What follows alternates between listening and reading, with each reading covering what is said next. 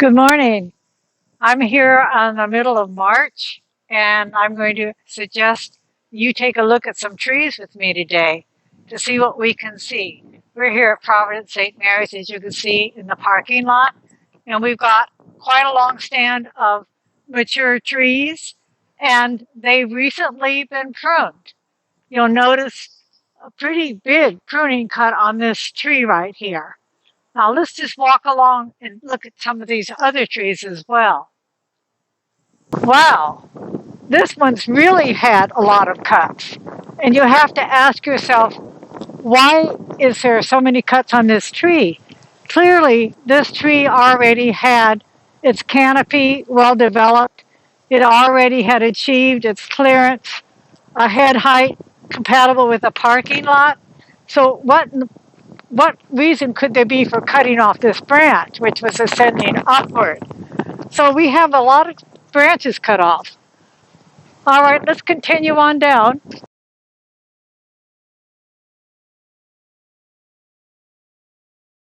Oh my gosh,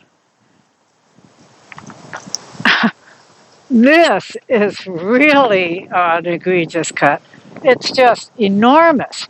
Now you could say, oh well, it's been correctly cut, to ISA standards because here's the bark collar. But why would you do this to a mature tree?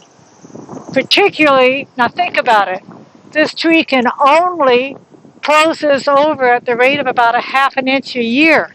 So it's going to be many years before this has been properly sealed off. Now, do you think it's going to heal? No, because trees never heal. They just have a way of trying to protect themselves by compartmentalizing this area by setting up wound wood and trying to close this wound. So, oh my goodness, look at this. This is especially bad because they've taken another huge limb off directly opposite that other one. That's a double whammy. This tree's had two big branches cut off at the same time, plus still another one up there. Well, this is going to be a hard recovery for this tree because right now we're just on the advent of leaf buds breaking out in the spring. And so the tree is getting ready for a tremendous amount of work to open and return its foliage on the tree. And this is just an impediment to this poor tree that has all this work ahead. Now, the other reason is you have to say, why would you cut off branches like this on a tree like this in a parking lot? Because these trees would shade the parking lot, would help to keep this area cooler. And in urban areas, that's critical because all this pavement creates a great deal of heat.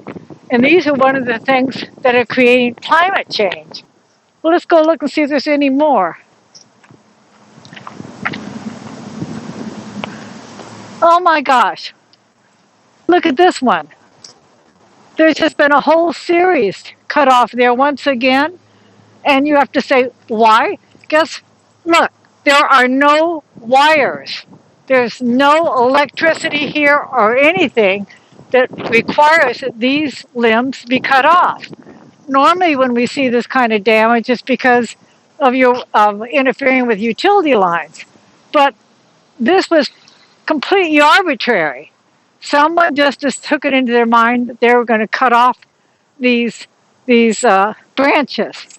Now, if you come over here, you can see this was a branch that was cut off years ago, and you can see this collar around it. That is the wound wood trying to protect the tree and compartmentalize the injury.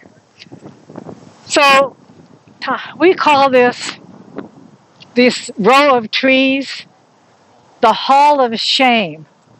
Why? Because it's a crying shame that they were pruned like this, particularly when it's spring is just around the corner, the leaves are just about to unfurl very soon, and it's really detrimental to the trees to do this.